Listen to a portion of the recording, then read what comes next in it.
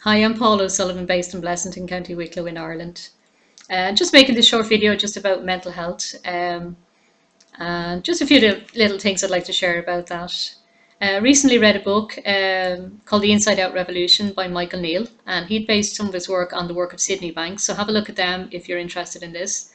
And there was just a reference in that book that sparked off the idea to do this, and it was that we all have innate mental health. We all have a natural inborn sense of mental health. Uh, when we're born, and that we learn to kind of look outside of ourselves for happiness and for peace and safety and security and all those kind of things. As we're born, obviously, as helpless babies, um, we're looking outside us to be fed and to be nurtured and all the rest, and hopefully to be loved, accepted, and respected. And if we're lucky, we receive that, and if we're not lucky, we don't. And that kind of colours how we're going to be through our lives. And then by the time we're the age of 6, we've kind of looked around us. We've tried to fit in with our surroundings. We've tried to do what appears to be normal based on the reactions and responses of those nearest and dearest to us. And by the age of 6, we kind of have an idea of how the world is. And that continues to be the way we are for the rest of our lives unless we challenge it. And sometimes that works for us and sometimes it doesn't. So in the early years, we might get a sense of, everything's okay, or we might get a sense that there's actually something wrong with us. So we're looking for a sense of approval and to be loved and accepted. And if those expectations are not met, we start feeling that there's actually something wrong with us.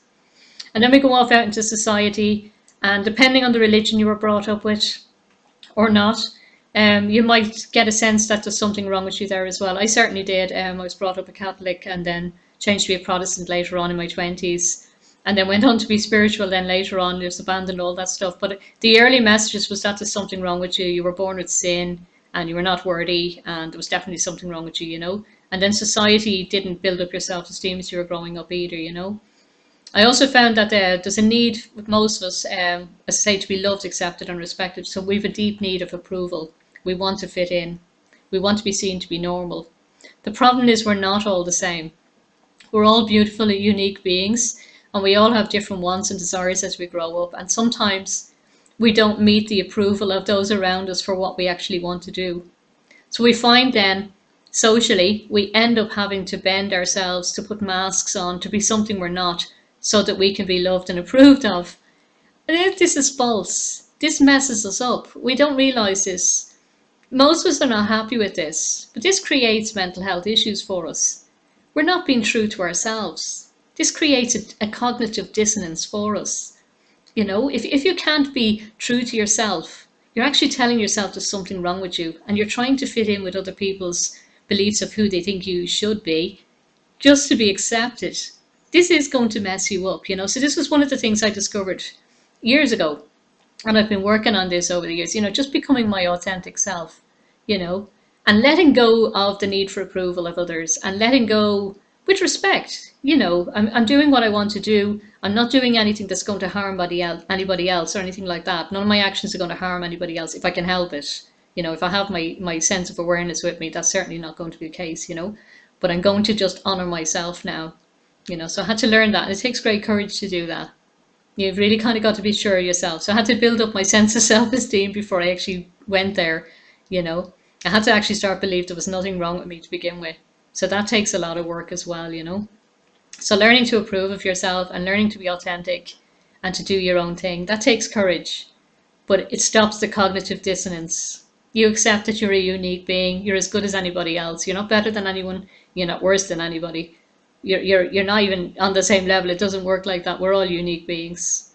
Okay. So it's just learning that sense of, being true to yourself with integrity, honoring yourself as best you can. And it's not nice if other people don't approve of you or accept you with who you are, but this is you, and you're not going to put the masks on anymore. So I found this tremendously helpful for keeping a good sense of mental health as well. The other thing I was going to share with you is that it's all your thoughts. Everything is your thoughts. Everything is what you think about. Your past, what you think about it, what you feel about it. It's just your thoughts. I know awful things have happened to some of us.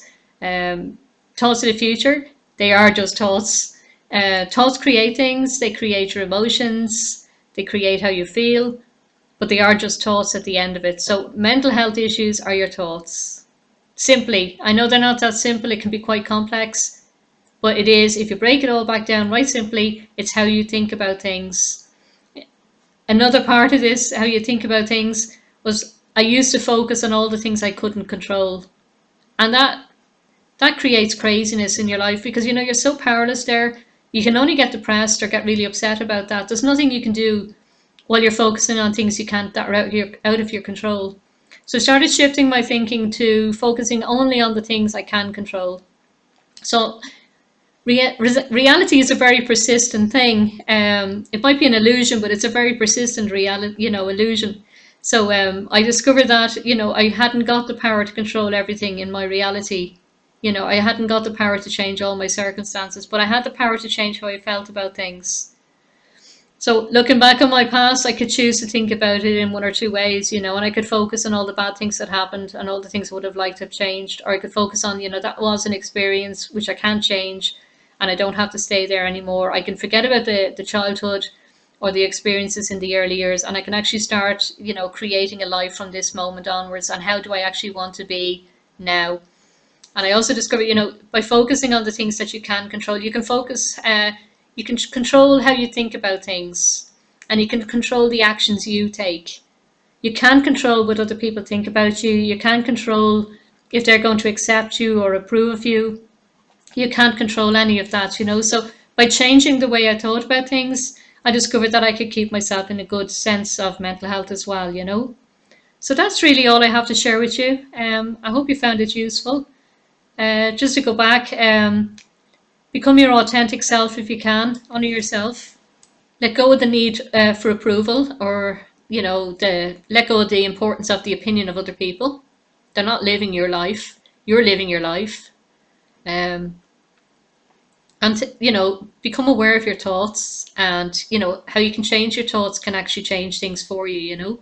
So hopefully all of these things will help you. Always appreciate feedback. If I can do anything better, let me know, or if you'd like any other videos made, please feel free to ask. Okay, thank you.